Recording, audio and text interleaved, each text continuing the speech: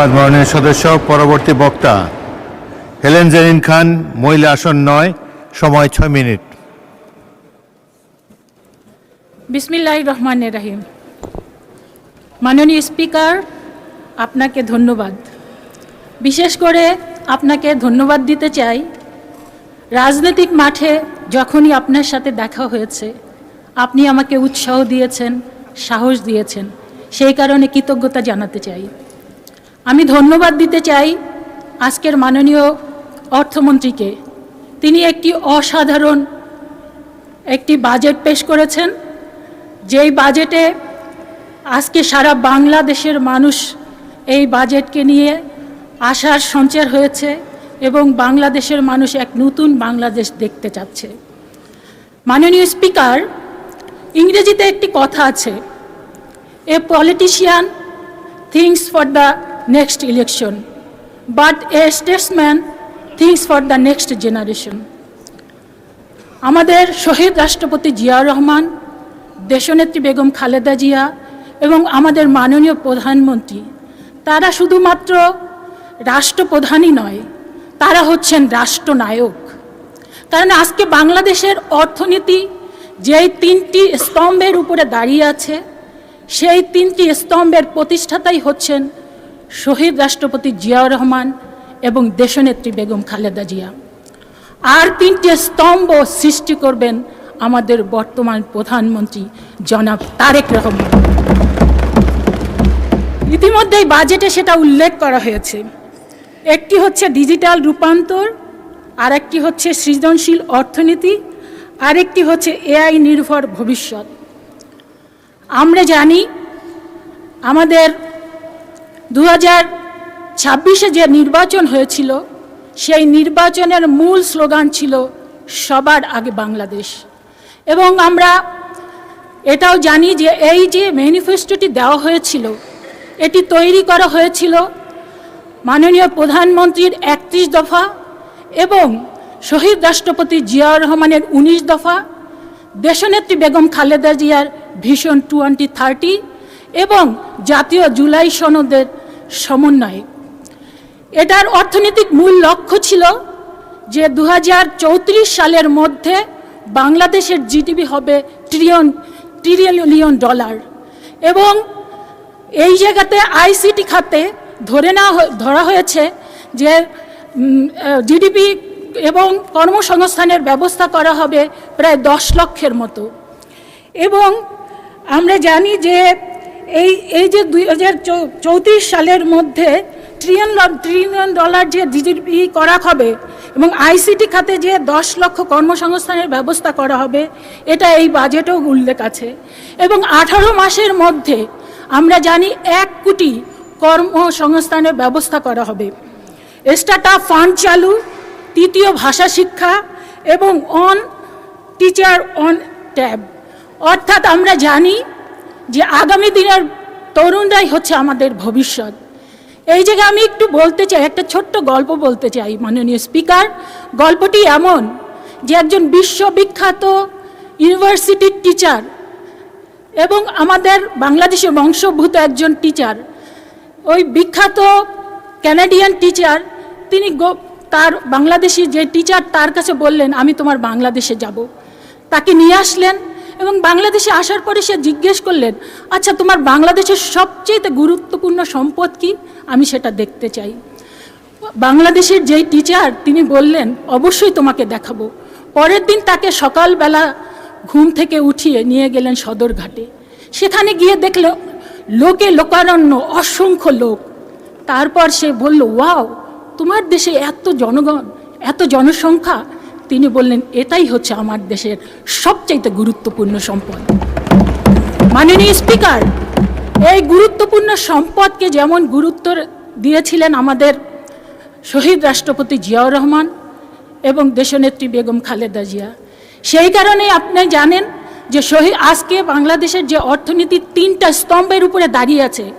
একটি হচ্ছে আরএমজি, আরেকটি হচ্ছে রেমিটেন্স, আরেকটি হচ্ছে ভ্যাট। এই 3টি স্তম্ভই সৃষ্টি করেছে দেশনেত্রী বেগম খালেদা জিয়া এবং শহীদ রাষ্ট্রপতি জিয়াউর রহমান।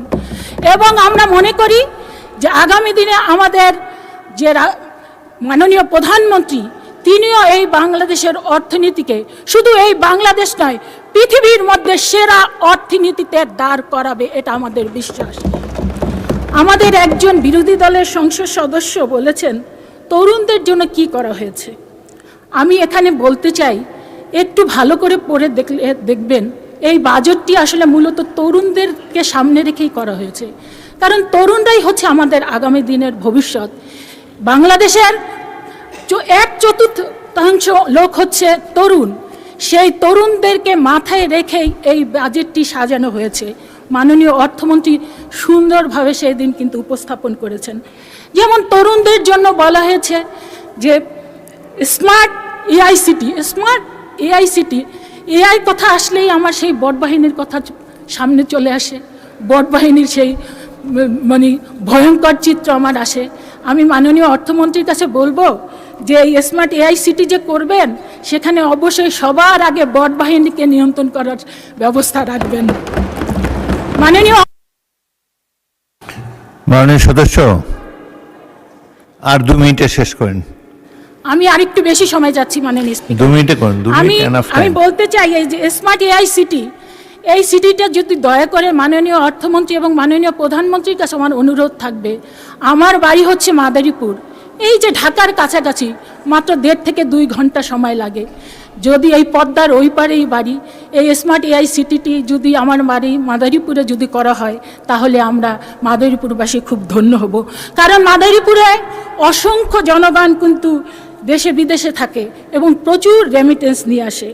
এখানে দেখা যায় ব্রেন ড্রেন থেকে ব্রেন সার্কুলেশনের কথা বলা হয়েছে, অর্থাৎ বিদেশে যে সমস্ত দক্ষ নাগরিকরা আছে তাদেরকে কাজে লাগানোর জন্য শিক্ষা ও গবেষণায় কাজে লাগানোর ব্যবস্থা রাখা হয়েছে। অর্থাৎ এখানে বলা হচ্ছে যে পৃথিবীর যেখানেই থাকো, দেশে আসো আর না আসো, তুমি সেই জায়গা থেকে যাতে দেশের উন্নয়নের জায়গায় তুমি অবদান রাখতে পারো, এটা কিন্তু একটা অসাধারণ একটা দৃষ্টান্ত হবে। কারণ এই বিষয়টি ফলো করেই আমরা দেখেছি ভারত এবং তাইওয়ান কিন্তু সফল কামিয়াব হয়েছে। মাননীয় স্পিকার, শিক্ষা খাতে সবচেয়ে বড় বাজেট দেওয়া হয়েছে। আমরা জানি জিডিপির প্রায় 2% জিডিপি শিক্ষা খাতে দেওয়া হয়েছে। এই জায়গায় আমি অনেক কিছু বলতে চাই, একটি বিষয় একটু বলতে চাই। মাননীয় স্পিকার, আমার বাবা একটি কলেজ করেছিলেন এবং সেই কলেজটি নতুন, এবং সেই কলেজটি যাতে দাঁড়াতে পারে, আমি রেজাল্ট খুব ভালো ছিল, আমি অনেক ভালো কলেজে পড়তে পারতাম, কিন্তু কলেজটা দাঁড় করানোর জন্য আমার বাবা কিন্তু ওই কলেজে আমাকে ভর্তি করেছিলেন। পরবর্তীতে 91-এ যখন বিএনপি ক্ষমতায় এসছে, 2001-এ এসছে, আমি ওই কলেজের উন্নয়নের জন্য অনেক কাজ করেছি। আমি কথা দিয়েছিলাম এবার যদি বিএনপি সরকারে ক্ষমতায় আসে তাহলে ওই কলেজটি সরকারিকরণ করা হবে। মাননীয় প্রধানমন্ত্রী এবং শিক্ষামন্ত্রীর দৃষ্টি। ধন্যবাদ মাননীয় সদস্য। আরো লাগবে? আচ্ছা, লাস্ট টাইম আর 1 মিনিটে শেষ করেন প্লিজ। না, আমাকে 2 মিনিট সময় দিলে আমি শেষ করে দেব। মাননীয় স্পিকার, আমি যে বিষয়টি এখানে উল্লেখ করতে চাই সেটি হচ্ছে নারীর অগ্রযাত্রার ক্ষেত্রে বিএনপি এবং বিএনপি সরকার সবসময় গুরুত্বপূর্ণ ভূমিকা পালন করে থাকে। বিশেষ করে দেশনেত্রী বেগম খালেদা জিয়া প্রথমে ম্যাট্রিক, পরবর্তীতে ইন্টারমিডিয়েটে তিনি যে অসাধারণ এই যে অবৈতনিক শিক্ষা ব্যবস্থা এবং ফ্রি শিক্ষা ব্যবস্থা চালু করেছিলেন, সেই কারণেই কিন্তু আজকে নারীর যে অগ্রযাত্রা, নারী যে আজকে সামনের দিকে এগিয়ে গিয়েছে, সেটা সবচেয়ে বড় কারণ। মাননীয় প্রধানমন্ত্রী ইতিমধ্যেই ঘোষণা দিয়েছেন এবং এই বাজেটও উল্লেখ আছে, ডিগ্রি পর্যন্ত সেই ব্যবস্থা চালু করবেন। এবার আমার পুরুষ ভাইয়েরা একটু কষ্ট পেতে পারেন, কারণ আমি দেখি আমার বিভিন্ন কলেজে গিয়ে কোনো ছাত্র ভাইদের দেখা যায় না, কারণ তারা সবাই কিন্তু বিদেশে যাওয়ার জন্য, কি তৃণমূল পর্যায়ে এর উচ্চ পর্যায়ে ম্যাক্সিমাম কিন্তু বিদেশে যাওয়ার চেষ্টা করে।